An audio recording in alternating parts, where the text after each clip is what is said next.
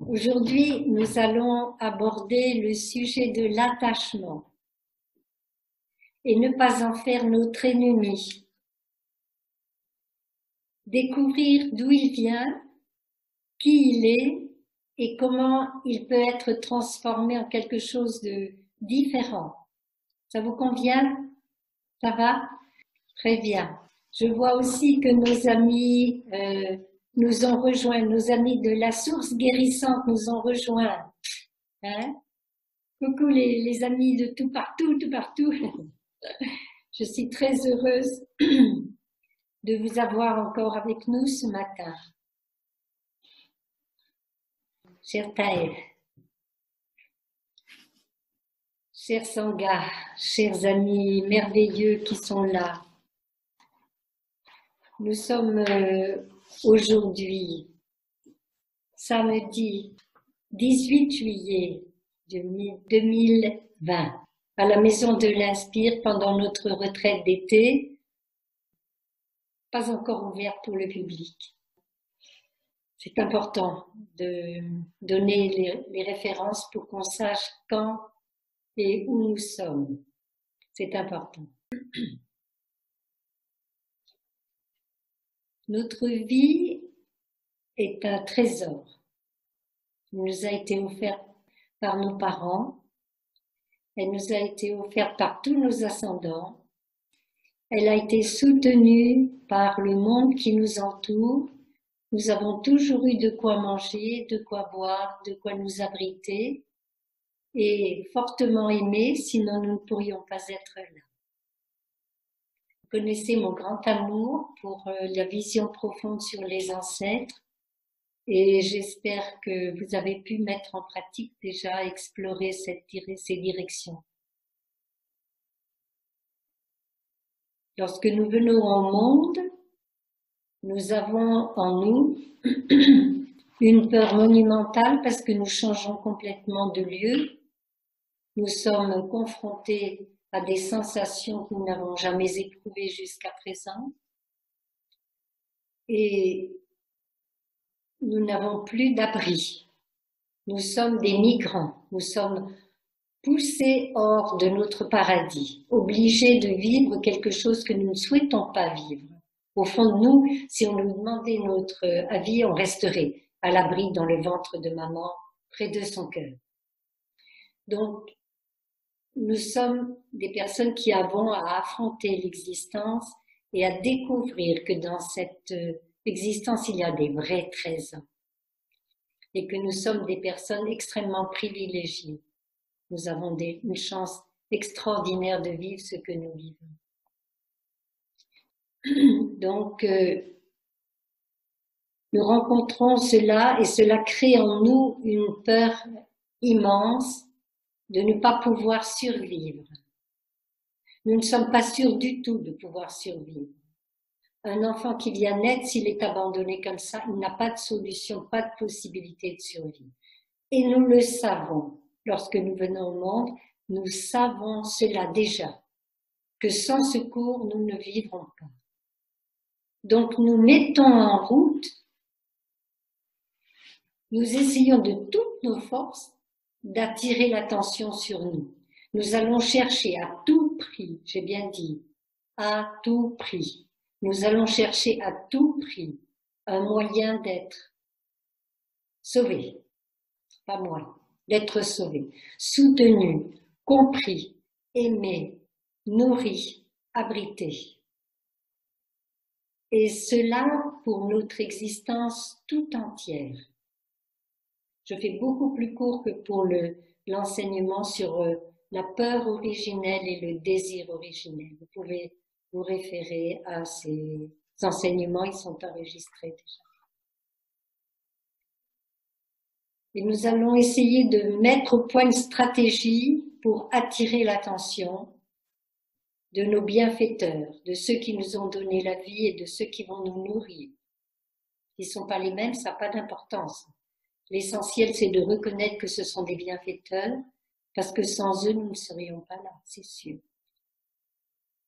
Et nous avons donc mis en route le désir originel, le désir de la survie. Alors il y a des enfants qui vont utiliser des moyens habiles comme sourire, gazouiller, regarder avec des yeux immenses la personne qui est près d'eux, etc. D'autres qui vont pleurer avec beaucoup d'ardeur pour les inquiéter de son environnement. Et d'autres, entre autres, d'autres qui vont ne faire aucun bruit, aucun signaux de vie pour que la personne qui s'en occupe se précipite en disant « Mon Dieu, qu'est-ce qui arrive à cet enfant? Est-il encore vivant ?» Donc nous avons, et d'autres stratégies. Donc nous avons une panoplie de stratégies pour attirer l'attention. Regardons pendant quelques secondes, qu'avons-nous choisi comme stratégie? Est-ce que je suis quelqu'un qui est invisible? Est-ce qu'on peut rentrer dans la pièce et dire « Tu étais là, je t'avais pas vu » ou pendant un repas, non. « Tu étais là ce matin ?» Non. Ou bien avez-vous au contraire pris l'autre côté et montré vos capacités, vos talents? Il n'y a pas de jugement. Pensez bien que c'est l'histoire d'un tout petit enfant. C'est pas l'adulte. L'adulte ne fait que continuer ce qui a été mis comme stratégie et qui a bien marché. Jusqu'à l'âge de 5 ans, nous mettons en place la stratégie. Et après, elle est tellement bien ancrée, elle nous a tellement prouvé que ça marchait, qu'on ne va pas la quitter. Nous allons continuer tout au long de notre vie sur ce modèle-là. Faut pas me croire, cherchez, regardez en vous l'enfant que vous avez été, faites, ça sera votre travail si vous voulez bien, les stratégies que vous avez mises au point, et qu'est-ce que ces stratégies ont donné, comment vous pouvez arriver à obtenir ce que vous souhaitez par ces stratégies. C'est quelque chose de très important parce que ça va nous aider énormément à nous comprendre, à comprendre la réaction des gens qui vivent avec nous et des gens avec lesquels on travaille. Arriver à comprendre pourquoi nous nous adaptons, pourquoi nous ne nous adaptons pas. Parce qu'on a une stratégie fixe et qu'on a pensé tout petit que ça c'était ça qui marchait le mieux. On a grandi depuis. Nous sommes devenus des adultes, sains de corps et d'esprit. Et nous sommes donc capables de changer nos stratégies ou de les voir apparaître et de leur sourire à l'enfant que nous avons été, qui s'est trouvé dans l'obligation d'avoir cette stratégie pour survivre. A-t-il pensé? Nous avons vécu de très très nombreuses morts d'abandon, dans l'abandon, donc il est normal qu'il y ait ceci en nous, cette recherche. Comment faire pour survivre? D'accord? À l'intérieur de nous, dans notre vie, à l'intérieur de nous, nous avons mis également des stratégies, organisé des stratégies de survie. Nous avons délimité un territoire. Ceci m'appartient, ceci n'est pas à moi. Ça, mets pas tes affaires près des miennes, s'il te plaît, ça encombre la table. Vous voyez?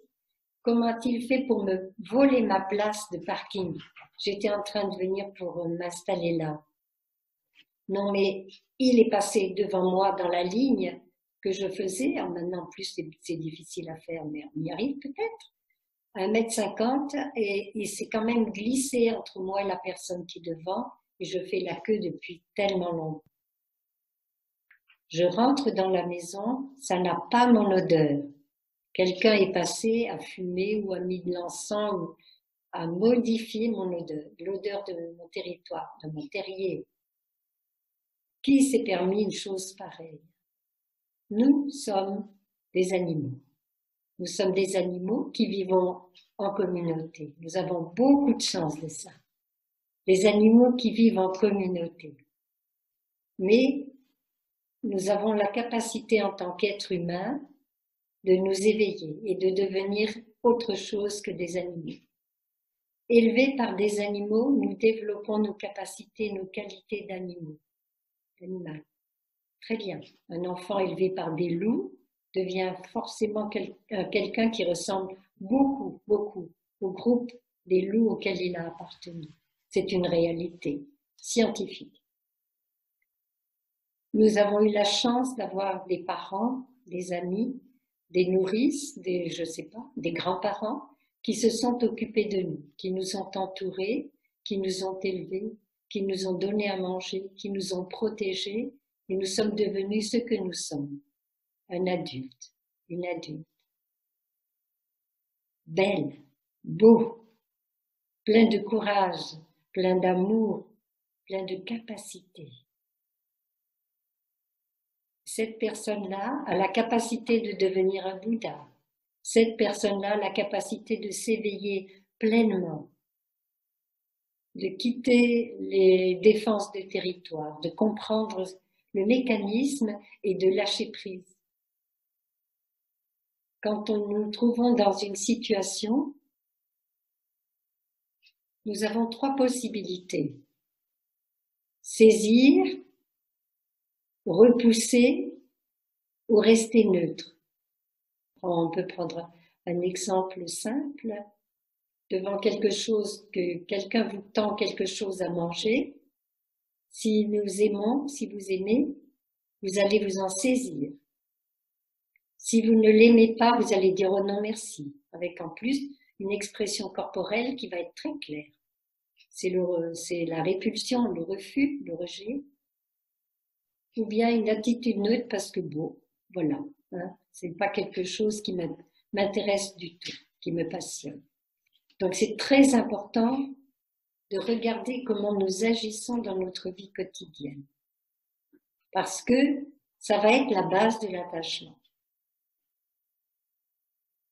Nous avons comme contact avec le monde extérieur 5 sens et un 6e sens. Les 5 sens, nous les connaissons. Les yeux, le nez, la bouche, les oreilles, la peau. Et le 6e, le mental. Dans la tradition bouddhiste, le mental est un sens, le 6e sens. Et c'est très important. Chaque sens a un objet. Pour les yeux, par exemple, en ce moment, je vous contemple. Je contemple chacune d'entre vous, vous êtes l'objet de ma vue. Tout ça, vous pouvez le trouver. Donc, chaque sens a un objet. Je prends l'exemple d'une fleur. Le sens qui va se tourner vers la fleur, ça n'est pas forcément l'oreille, par exemple la peau, ça va être l'œil dans un premier temps. L'œil, le premier sens, va se plonger va se tourner vers la fleur pour la contempler. L'œil par lui-même, il ne voit pas. Il n'est qu'un objet grossier, mais qui permet la capture de l'image. Par le nerf optique, il va jusque dans la zone de projection à l'arrière de la tête des images qui sont envoyées par les pulsions électriques et l'image va se former. Il va traverser ensuite par d'autres chemins, d'autres neurones, il va traverser des zones avant d'être reconnu. Il va être traité de façon instinctive, savoir si c'est bien, c'est pas bien, c'est dangereux, c'est pas dangereux, pour déclencher le réflexe de repousser, par exemple, ou d'attirer, avant même que ça ne devienne conscient. Et ça devient conscient dans le mental. D'accord? Ça va? C'est pas trop compliqué? C'est pas trop compliqué pour les personnes qui n'ont jamais touché à la psychologie bouddhiste, ça va? Une rose. Supposez que je vous offre une rose. C'est joli. Alors, je vous offre une rose. La première de vos réactions, quelle est-elle? Que ressentez-vous? C'est pour vous penser. Vous aimez les roses, tout le monde, ça va? C'est une fleur qui vous convient? Donc, vous recevez cette rose avec plaisir. D'accord? Mais si cette rose ressemble à une rose que quelqu'un vous a offerte, mais que cette personne n'est plus sur cette planète pour vous aimer, Ça va évoquer de la souffrance, n'est-ce pas? Et la tentation, ça sera peut-être de vous détourner de la rose. Vous êtes d'accord? Pourquoi ça se passe comme ça? Notre conscience, vous voyez le tableau, vous le voyez clairement le tableau, et ce qui est dessus, vous le voyez aussi, vous pouvez le voir? C'est pas mal, mais c'est petit. Je vais expliquer alors. Oh là là, c'est pas assez gros, hein? Je vois un petit peu. Notre taille, notre maître a concentré. La psychologie bouddhique est surtout concentrée notre conscience, notre vie et notre contact avec le monde intérieur à nous-mêmes et extérieur à nous-mêmes avec un schéma. Tout le monde voit le schéma, il est clair, ça va? Oui. Dans ce schéma, la partie haute correspond à la conscience mentale. Donc nous regardons la partie haute ici, c'est le mental. D'accord? La partie basse, ici, c'est la conscience du tréfonds.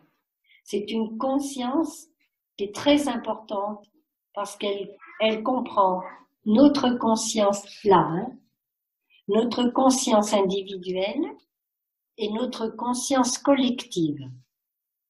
Ça va pour vous? Je continue? Donc je continue. Je reprends. La conscience mentale, la conscience du tréfonds. La conscience du tréfonds, c'est la conscience de tout l'univers. Tout l'univers est contenu dans cette conscience. Il y a notre propre conscience et il y a la conscience de tout ce qui se manifeste dans l'univers. Il y a la conscience et les mémoires de tous nos ancêtres. Tout est inscrit dans cette conscience.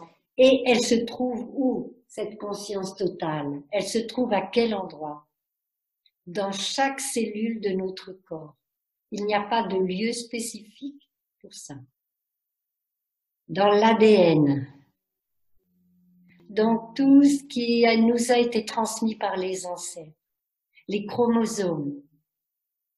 Ils ont transporté cette conscience du tréfonds jusqu'à nous, dont nous bénéficions et que nous nourrissons avec les 5 consciences dont je vous ai parlé, les yeux, le nez, la bouche, l'oreille, la peau et le mental. 6 consciences. Ce sont des portes, les 5 premières consciences sont les consciences, les portes vers l'extérieur. Si on n'a pas d'œil, si on ne voit pas, cette conscience n'existe pas, ne se manifeste pas. La conscience de la vue ne se manifeste pas. Si on a perdu l'odorat, cette conscience ne se manifeste pas. Sauf si on cherche à sentir quelque chose, mais autrement elle ne se manifeste pas. Et ainsi de suite. Ce sont les portes qui nous mettent en contact avec l'univers tout entier. Et notre mental, sa fonction, c'est d'essayer de comprendre, saisir et explorer ce monde. Ça vous va toujours? Difficile hein, aujourd'hui, hein? Vous attendiez peut-être pas à ça. Et vous allez me donc les 5 consciences, les 6 consciences avec le mental. Qui est cette partie-là? Qu'est-ce que cette partie-là? C'est des dessins, ce sont des dessins. Bien sûr, dans le corps, ça ne se présente pas comme ça. C'est pour pouvoir le comprendre. Hein? Cette partie-là s'appelle Manas. Manas, M-A-N-A-S. C'est la 7e conscience. Quel est son rôle? Qu'est-ce qu'elle fait? La première, toutes les consciences donc sont pour être en contact avec. La 8e conscience, elle contient tout, c'est la base sur laquelle s'appuient toutes nos consciences. Et la 7e, qui est-elle? Quel est son rôle? Que fait-elle? C'est la coquine, cette conscience. On l'appelle l'amoureux. Ça vous plaît? On pourrait l'appeler l'amoureuse puisque c'est une conscience. L'amoureux. Mais pourquoi l'appelle-t-on l'amoureux? Parce que c'est une conscience qui s'appuie comme base sur la conscience de base, sur la conscience du tréfonds. On l'appelle encore la conscience de base. Hein? Conscience de base, conscience du tréfonds. C'est une conscience qui va puiser, se tourner vers la base, vers le tréfonds, et va se saisir d'une petite partie de cette conscience. Et elle va dire, ça c'est moi. Alors on peut dire, j'ai bon caractère, ou je suis toujours en colère, je suis quelqu'un qui est économe, ou bien je suis dépensière, ou dépensier. Vous comprenez? On s'identifie à une image. Quand on était petit, on nous a fait des réflexions. On a peut-être dit, oh, le beau petit garçon, mais quel trésor, mais comme il est beau, comme il est gentil, etc. C'est resté enfermé dans cette conscience profonde, d'accord? Conscience du tréfonds. Plus elle a été, c'est devenu une graine de plaisir, une graine de bonheur. Et plus on a entendu ça par nos oreilles, plus c'est descendu pour arroser des graines de bonheur qui demeurent dans la conscience du tréfonds. Et Manas, cette partie-là, qui est en nous bien sûr, s'est identifiée à ce petit garçon, cette petite fille adorable, gentille, etc. Et croit profondément à cela. Mais ça, c'était le résultat d'une stratégie, on l'a regardé déjà. C'était basé sur une stratégie, c'était pour faire plaisir, obtenir des sourires, des câlins, la reconnaissance. C'est une image de nous, c'est pas nous ne sommes pas cela. Nous sommes un être humain complet. Nous ne sommes pas seulement cette petite partie de nous, agréable, gentille, délicieuse, ou bien en colère, méchante et abominable, stupide, sans succès, etc. Tout ça nous vient de la façon dont, par nos 6 sens, par nos 5 sens, cela a pénétré en nous. D'accord? Ça va pour le moment? C'est clair? Quand nous reprenons la rose. Quand nous regardons une rose, c'est une rose. Par essence, elle est neutre. Par essence, elle est neutre. Quand elle descend à l'intérieur, quand l'œil rencontre la fleur, il y a contact. Quand il y a contact, il y a sensation. La sensation, elle se passe plus bas. La fleur, elle reste fleur jusqu'à ce qu'elle rencontre une graine de prise, de je prends, je rejette ou je reste neutre. D'accord? Ça va? Pour ce faire, là que je vais dessiner, j'ai dessiné au tableau. Je ne sais pas si vous voyez les couleurs. Ça va? À peine, hein? Ouais. Alors, il y a des graines. J'ai pris une façon de faire qui est complètement commune. J'ai pris les graines négatives, je les ai écrites en rouge. Et les graines positives, je les ai écrites en vert. Parce que ce sont des dénominations conventionnelles. Ce sont des dénominations conventionnelles. Depuis toujours, d'ailleurs, pour nous arrêter sur la route, on nous a mis du rouge. Et pour nous dire de passer, quand on est bien gentil, on nous a mis du vert. Donc j'ai repris ça, mais c'est conventionnel. Et les graines peuvent se modifier.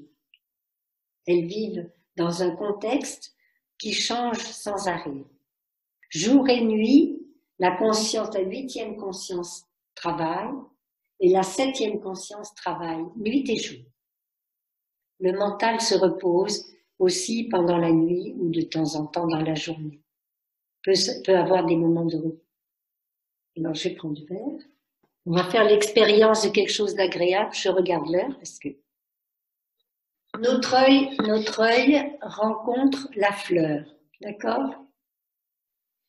il y a un contact, ici, entre la fleur et l'œil. Ce qui descend comme sensation pour le moment, c'est quelque chose qui est neutre. Et ici, vous m'entendez quand je tourne la tête? Oui. Ici, il y a deux possibilités. Elle est neutre, c'est une fleur. Elle est ni belle, ni laide, ni grande, ni petite, parce qu'il n'y a pas de comparaison. Elle peut soit toucher la graine de souffrance, elle touche la graine de souffrance, une mémoire difficile, dont on peut avoir parlé tout à l'heure. Comme ça touche, là pour le moment c'est complètement inconscient. Et ça touche une graine de souffrance, de mémoire, d'accord? Dès qu'elle est touchée suffisamment forte,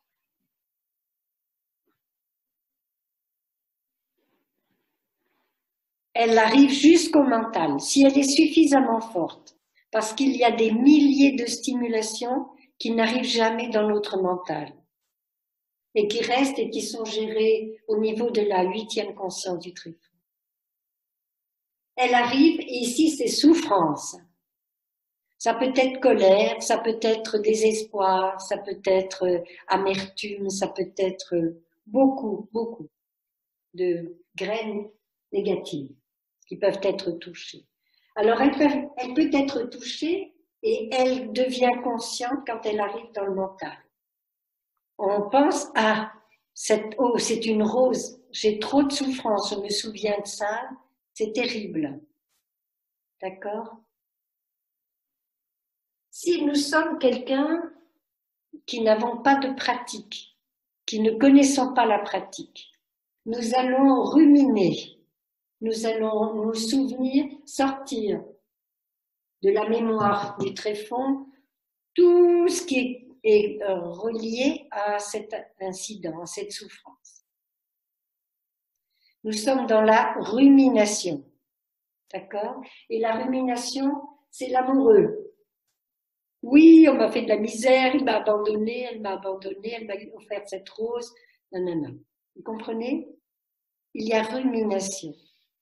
Plus on va garder ça dans le mental, plus cela va prendre de l'importance et va occuper toute la salle de séjour. D'accord? Ça va pour vous? Vous vous êtes trouvé déjà à ruminer longuement une aventure ou quelque chose? Tout le monde. Hein? Et ça, c'est quelque chose qu'il faut éviter, il faut vraiment éviter. Mais comment faire? Comment faire puisque depuis des années et des millénaires à travers nos ancêtres, ils n'ont pas su faire. Sinon, on serait différents maintenant. Donc, que pouvons-nous faire? Nous avons une graine de pleine conscience. Pleine conscience, ça veut dire la capacité d'être en contact avec la réalité, telle qu'elle est, c'est-à-dire sans toutes ces émotions qui naissent de ces sensations. Hein. Alors, délibérément, nous allons réveiller une graine de pleine conscience et nous allons l'inviter à se manifester et à prendre soin avec amour de cette souffrance, de cette colère, de cette haine, de ce désespoir, de cette impuissance, de cette amertume de voir. Et on va essayer de garder le plus longtemps possible notre pleine conscience autour de cette sensation de souffrance, de ce mal-être. Ça va? Et dans ces conditions-là, la graine qui était bien réveillée en haut, la graine de souffrance, va redescendre à sa place dans la conscience de base. D'accord? Plus on la garde en haut, plus elle devient forte, plus quand elle descend, elle est grosse et elle est forte. D'accord? Mais si on fait naître la pleine conscience et qu'on en est vraiment conscient, et qu'on essaye avec la respiration consciente d'en prendre soin, et non pas dire oui, pourquoi je suis en colère, mais c'est pas normal. Non, non. La colère, elle fait partie de nous, c'est juste la même énergie que l'amour, mais elle est utilisée un peu différemment ce jour-là. D'accord? La graine de pleine conscience, je vais marquer pleine conscience ici. La graine de pleine conscience devient très grande dans le mental et embrasse avec tendresse. La stratégie qu'on met au point au village des pruniers, c'est quand cette graine est touchée, qu'elle se manifeste dans le mental, on s'arrête, on retourne à soi, comme la cloche. La cloche, les entraînements avec la cloche, ils sont faits pour ça.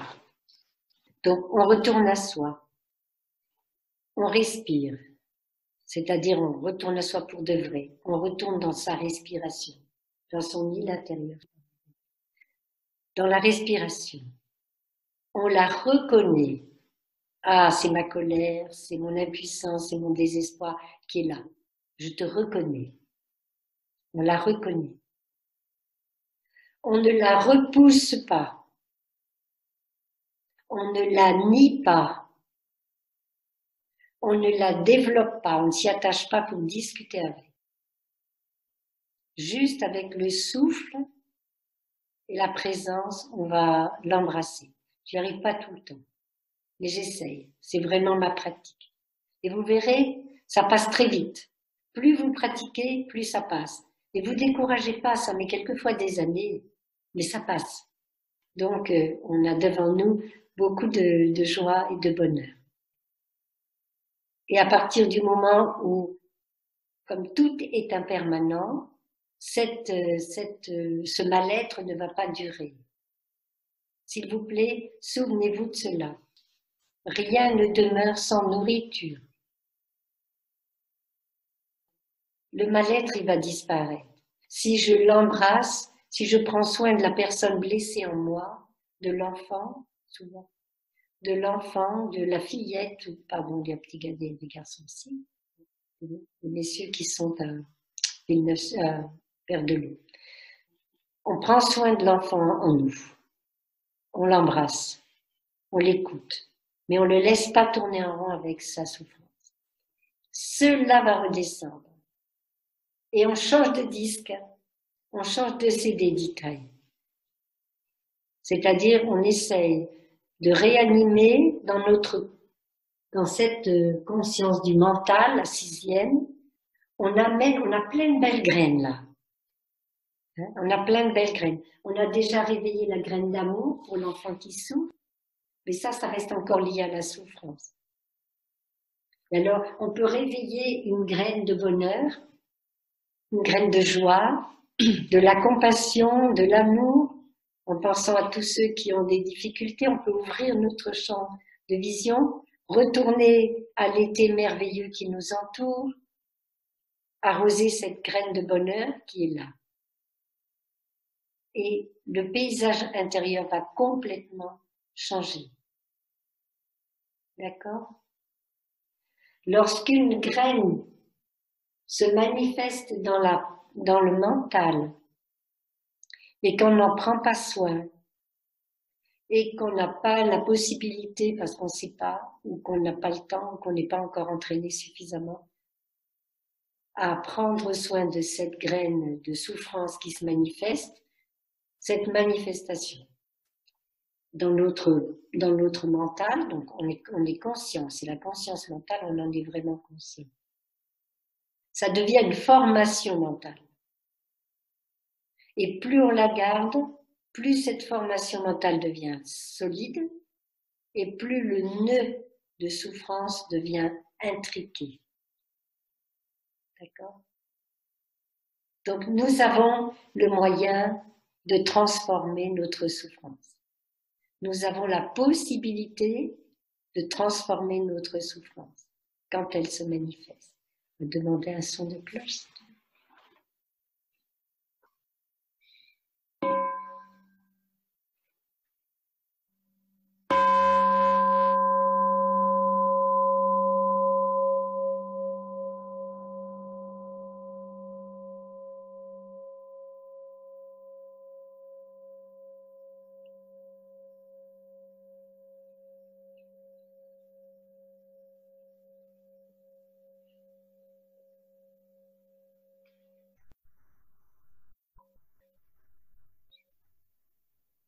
Vous avez compris pour le moment, ça va? Si vous avez des questions?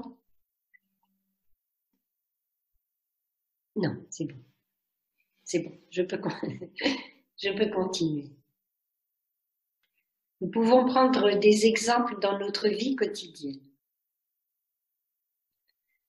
par rapport à nos relations avec des personnes que nous aimons, par exemple, on parle de l'attachement. L'attachement, c'est ça, c'est avec cette base-là. Nous sommes très attachés à notre souffrance. On voudrait bien s'en débarrasser, mais on est très attaché à notre souffrance. Pourquoi? Parce que Manas nous fait croire que cette souffrance, c'est nous. Voilà. Alors moi, je suis quelqu'un, je souffre de ça. Et on y croit, hein, on y croit. Il est fait, Manas, c'est vraiment la base de notre souffrance. Mais Manas peut se transformer. Cette septième conscience peut complètement se transformer. Et un jour, elle nous permettra de voir la chose comme elle est avant de toucher un obstacle plus bas. Hein. La fleur telle qu'elle est, une splendeur, une merveille. Vous avez essayé avec des pêches ou avec des fruits ce matin de découvrir la beauté qu'on avait découverte hier soir ensemble. Hein. On peut faire ça. Manas, c'est vraiment le côté de la survie. Je vous ai donné les exemples de territoire tout à l'heure. Hein. Mais Manas est la conscience d'un soi séparé. Nous avons l'impression que nous ne sommes pas nos parents, nous ne sommes pas nos enfants, nous ne sommes pas notre société, nous ne sommes pas l'eau, l'air, nous ne sommes pas le soleil, la terre, nous ne sommes pas l'espace, nous ne sommes pas la conscience globale. Nous sommes un petit moi bien séparé. Et ce corps-là, il est bien moi. Mais si on regarde en profondeur, et c'est pas le but de cet enseignement, mais je le touche quand même, comme je l'ai touché hier, notre corps est complètement fait des 5-6 éléments, d'accord, la terre, l'air, l'eau, le soleil, l'espace, la conscience. Comme on a vu hier pendant que je parlais de la pêche, on a vu que c'était semblable. Sans terre, on ne peut pas exister, il n'y aurait même pas d'eau, ni de chair, ni rien. Sans eau, on ne peut pas exister. 75% de notre corps est fait avec de l'eau. Sans chaleur, sans soleil, vous savez très bien qu'on ne pourrait pas être là. Et sans l'air, bon, je crois que c'est 3 minutes hein, pour survivre.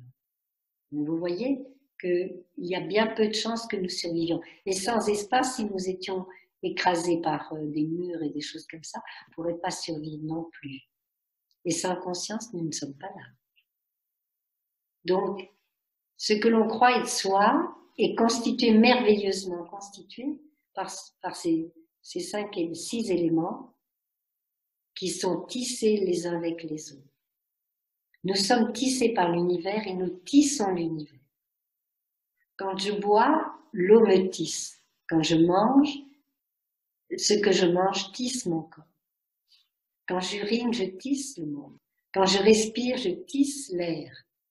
Je nourris les arbres et les arbres me tissent en me nourrissant. Quand je mange une pêche, la terre vient jusque dans ma bouche sous forme de sels minéraux et me nourrit. Elle forme mes os, ma peau, tout. Voilà. je dis je aujourd'hui, je suis tissée par l'univers tout entier. Il y a de l'espace à l'intérieur de mon corps. Il y a de l'espace si je regarde comme ça, il y a de l'espace. Il y a des tubes digestifs, etc. Mais si je regarde plus profondément, nous ne sommes faits que d'atomes. Et encore maintenant, on ne dit même plus des atomes. On va beaucoup plus profondément. Mais les atomes par eux-mêmes déjà, qui est un des stades qu'on croyait être ultime, ces atomes-là sont avec des espaces entre eux, alors qu'ils sont tellement serrés, quoi. On ne peut pas imaginer qu'il y ait de l'espace. Mais il y a de l'espace entre les atomes. Donc nous sommes faits d'espace également. Et l'espace tout autour de nous, il existe bien sûr. Et peut-être même le vide sidéral. Oh là là, nous allons très loin. Il n'y a pas de soi séparé sur le plan du corps. Sur le plan de l'intellect, il ne faut pas en croire, hein, surtout ne me croyez pas. Il faut absolument pratiquer pour aller au fond des choses et arriver à vous libérer de l'idée d'un soi séparé en le comprenant, pas en le croyant, en le comprenant. Il en va de même pour tout ce que nous disons, pensons. Y a-t-il une seule phrase que je vous ai dite, que vous n'ayez un seul mot que je vous ai dit, que vous n'ayez jamais eu l'occasion d'écouter, à part les mots dharmiques, hein, les mots du dharma? Y a-t-il une seule phrase que je vous ai dite que vous n'ayez jamais entendue? Y a-t-il une seule pensée que j'ai inventée, qu'un petit jeu aurait inventée? Qui a parlé?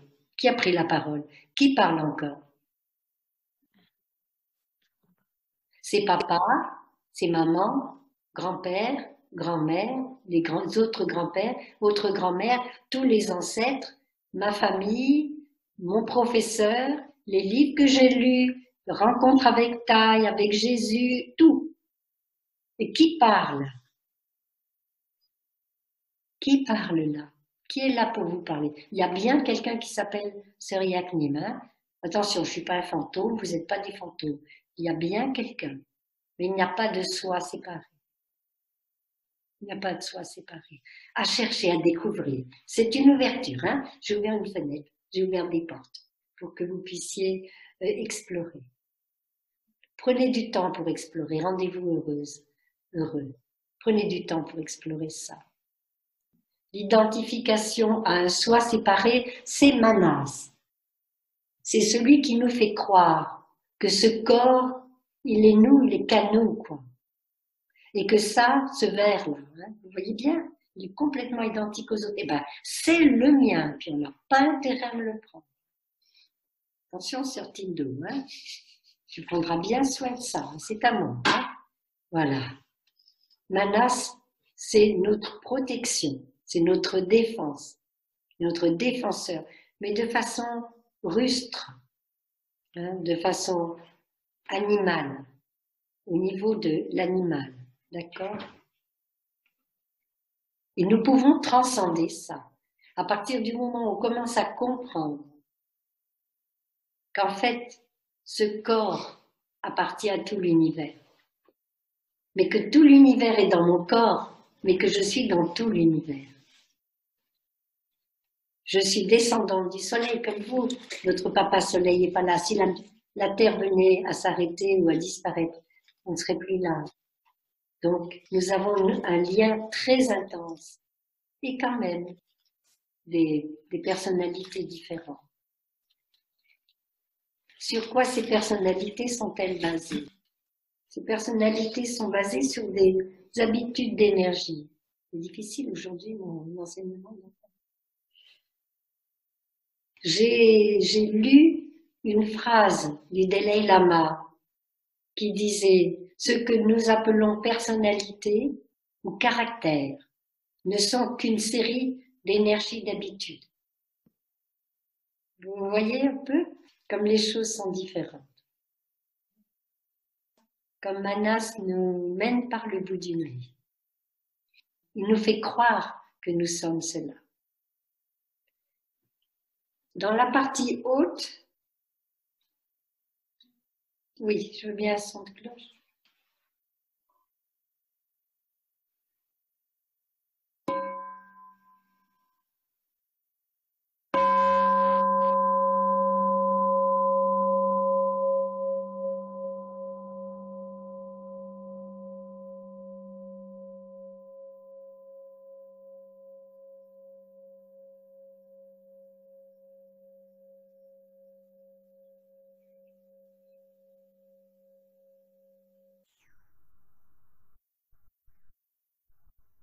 Avec l'arrêt, avec la pleine conscience, va naître la vision profonde. Et tout au long de notre vie quotidienne, nous pouvons essayer de garder notre pleine conscience éveillée. C'est normal qu'elle ne soit pas là tout le temps. Hein. Ne vous en inquiétez pas. Ne vous mettez pas en colère contre vous-même. Ne vous faites pas de misère. C'est normal. Et quand vous réalisez que vous n'êtes pas en pleine conscience, c'est déjà la pleine conscience, que vous n'êtes pas en pleine conscience. Et félicitez-vous quand ça arrive. Bravo, ça y est, je t'ai retrouvé. On continue.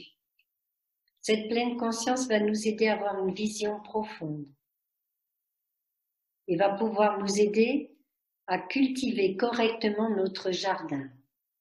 Le jardin, c'est la conscience du tréfonds, qu'on appelle encore Alaya Vijnana. La conscience du tréfonds. On peut la cultiver. Parce qu'à l'intérieur, les graines n'arrêtent pas de bouger, de changer, de se transformer. Et nous avons la capacité, donc ça, mais en fonction de Manas souvent. Et nous avons la capacité, puisque une fois que ça apparaît dans le mental, ça devient conscient. Si nous sommes présents, ça devient conscient. D'accord? Alors, à ce moment-là, la conscience du mental s'appelle le jardinier. Je vous ai expliqué l'amoureux, amoureux d'une image, qui peut être détestable, hein, mais de soi-même aussi, mais de tout le reste. C'est le lieu de discrimination. C'est le lieu de la haine, du désespoir, de la colère, de la jalousie. Et ces formations mentales n'existent que parce qu'on n'a pas une vision claire de ce qui se passe. On peut se servir du mental avec succès pour transformer Manas. Comment? En arrosant que les bonnes graines, en essayant de cultiver les bonnes graines.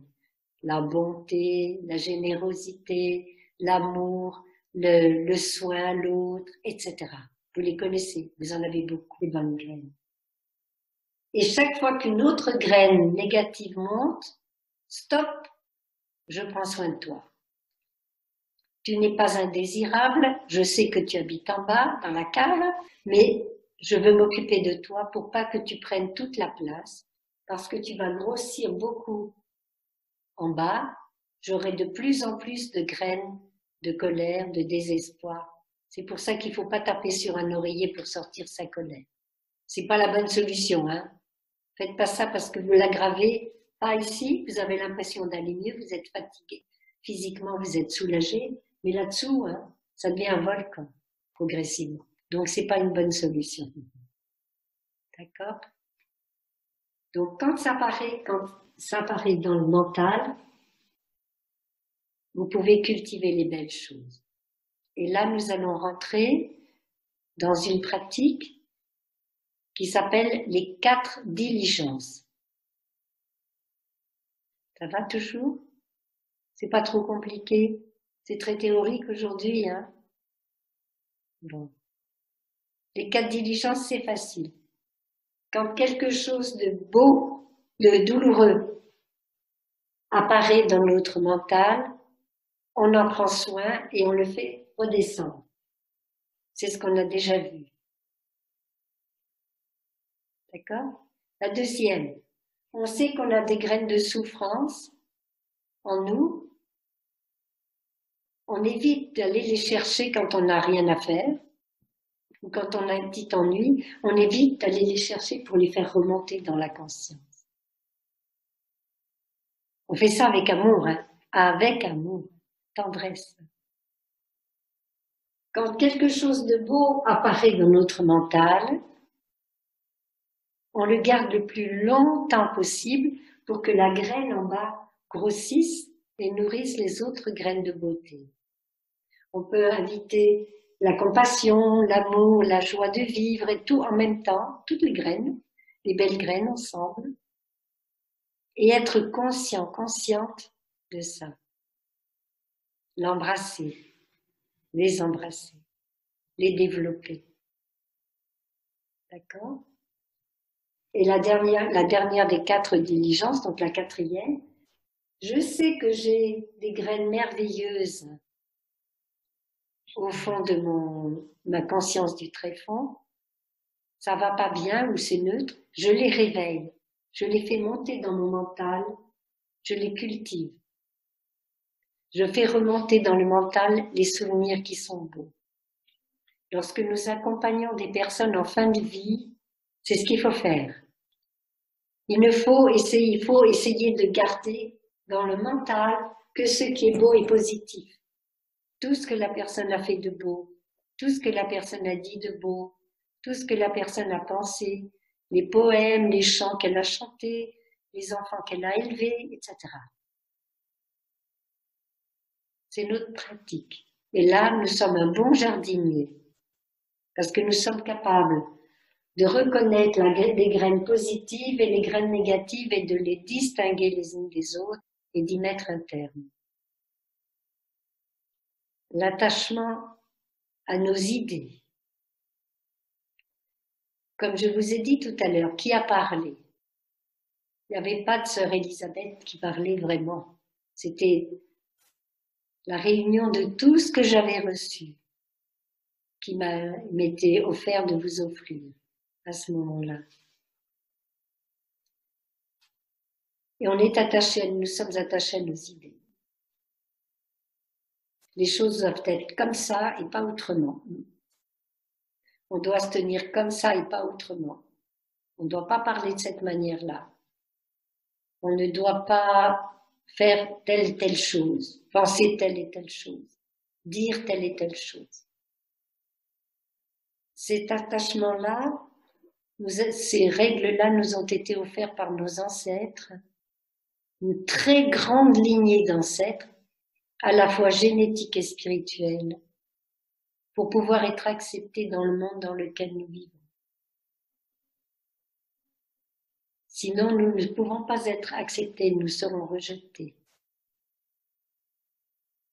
Donc, nous avons été élevés. Nous avons été obligés de quitter nos instincts de manas qui auraient dominé complètement notre vie pour devenir quelqu'un d'éduqué, élevé. On nous a élevés pour être capable d'être acceptés par la société dans laquelle nous vivons maintenant. C'est une belle histoire d'amour, parce que sans cela, nous serions manas. Manas, hein? Nous serions facilement irritables, nous nous batterions facilement pour défendre le peu de bien que nous avons, le grand bien que nous avons. Nous serions complètement ligotés, entravés. Ce sont les termes qui sont les termes de manas qui nous entravent, nous ligotent, nous attachent, font de nous des gens qui n'ont pas de liberté. Alors quand nous aimons quelqu'un, parce qu'il n'y a pas seulement l'attachement aux idées, là c'était l'attachement aux idées, mais ces idées souvent, au moins pour ce qui concerne la politesse et vivre avec l'autre, elles ont une raison d'être. Après, l'attachement aux idées religieuses, aux idées comme politiques, aux idées...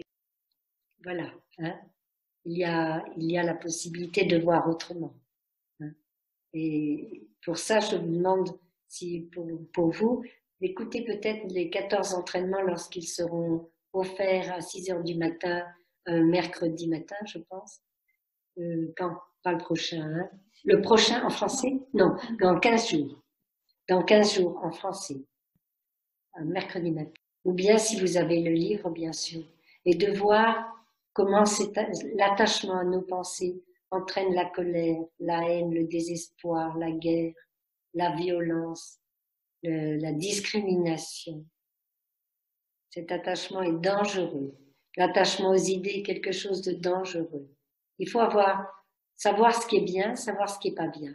Faire ce qui est bien et pas faire ce qui est pas bien. Ça, c'est sûr. Parce que j'entends dire, quelquefois, oh oui, mais les bouddhistes, ils acceptent tout, hein. Il n'y a ni bien ni mal. C'est pas vrai. Ce n'est pas vrai. Dans l'ultime, au-delà de tout concept, c'est de l'énergie. Mais dans la réalité, il y a quand même des choses qui sont bien à faire et des choses que l'on ne doit pas faire. C'est très clair. Et nous avons les 5 entraînements à la pleine conscience. Nous avons les 14 entraînements à la pleine conscience. Et quand nous sommes monastiques, 348 préceptes à respecter aussi bien qu'on peut. Et parmi ces préceptes, il y a le respect des pensées des autres, des actions des autres.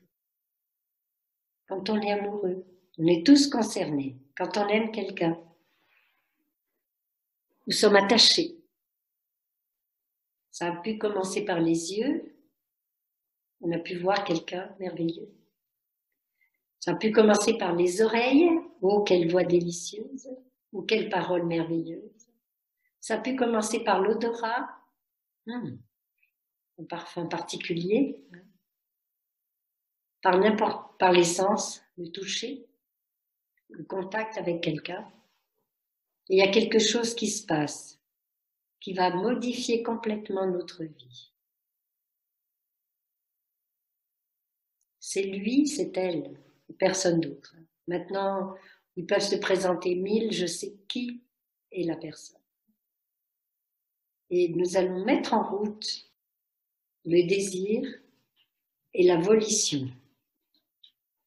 Et cette volition va nous pousser à ne plus jamais nous séparer de l'être bien-aimé.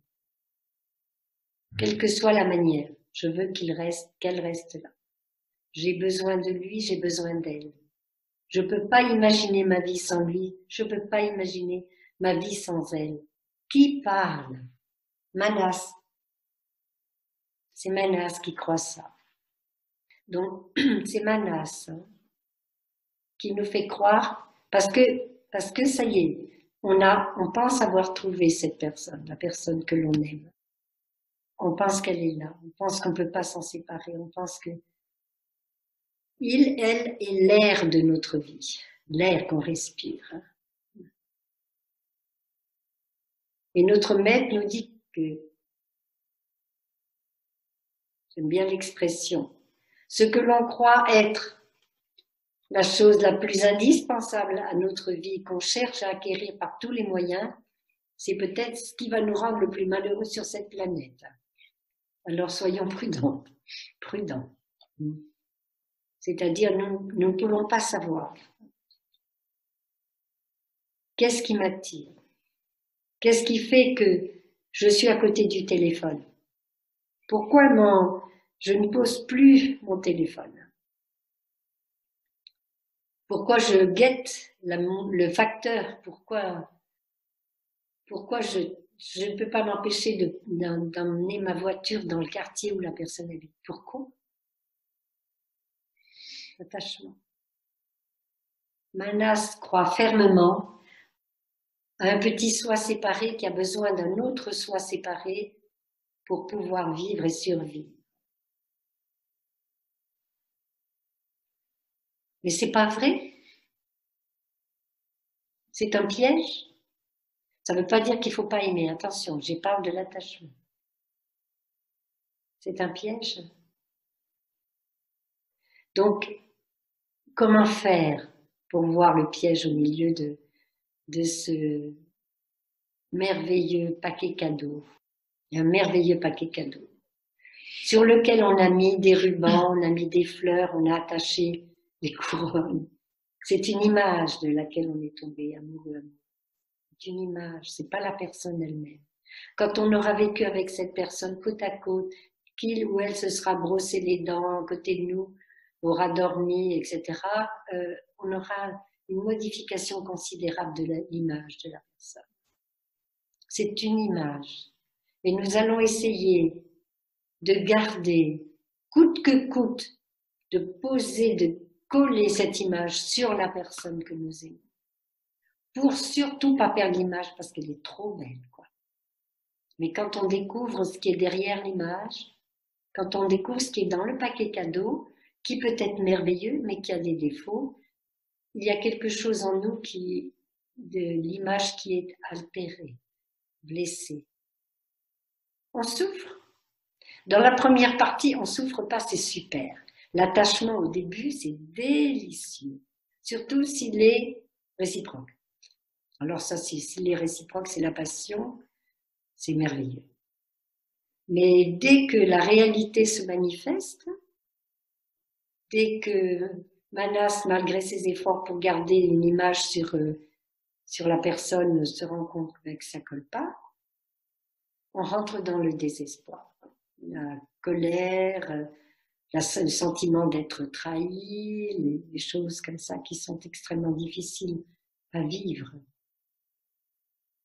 Alors l'attachement, c'est une limitation à notre vie, une limitation à notre liberté. Le véritable amour, il existe et il est fait comme ça. Il est fait de maîtrise, la bonté aimante. Si dans votre amour il y a la bonté aimante, comment aimer cette personne avec de la bonté et de l'amour, une bonté aimante. Il y a Karuna. Karuna, c'est la compassion. Tu souffres, mon amour. Tu as mal, je suis là pour toi. Mais aussi, tu te réjouis, mon amour, je suis là pour toi. Je me réjouis avec toi. Il y a la joie. Une relation amoureuse sans joie, c'est pas de l'amour. Tout de suite, vous pouvez mettre au panier. Vous en débarrassez tout de suite. S'il n'y a pas de joie dans votre amour, c'est pas de l'amour. C'est joyeux l'amour. La joie. Mudita. Je n'écris pas tout au tableau. Vous pouvez trouver ça dans les livres de taille.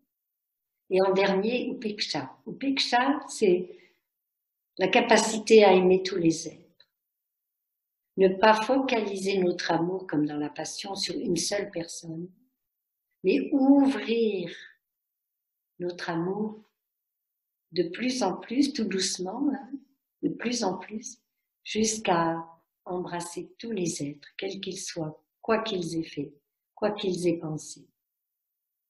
Donner de la compassion à Hitler, par exemple, à Monsieur Hitler. Arriver à rencontrer Monsieur Hitler, Goebbels et d'autres, je donne des exemples que j'ai là, arriver à les comprendre, comprendre ce qui les a motivés et puis les aimer, leur offrir de la compassion dans notre cœur. Si tout le peuple allemand s'était pas soulevé derrière pour le suivre, il aurait continué à faire de la peinture. C'est important de regarder dans cette direction. Voilà. Donc vous voyez, en fait, l'amour peut dépasser tout ça. L'amour est quelque chose de fondamental. L'amour est à l'intérieur de ça partout. Il est dans nos yeux, il est dans nos oreilles, il est dans notre nez, dans notre bouche, dans notre peau, dans notre mental, dans Manas, parce que Manas va se transformer progressivement. Si chaque fois qu'il fait des bêtises, on dit « c'est pas ça du tout, hein. On a fait autre chose ». Là, ça ira, ça va aller. Il va se transformer.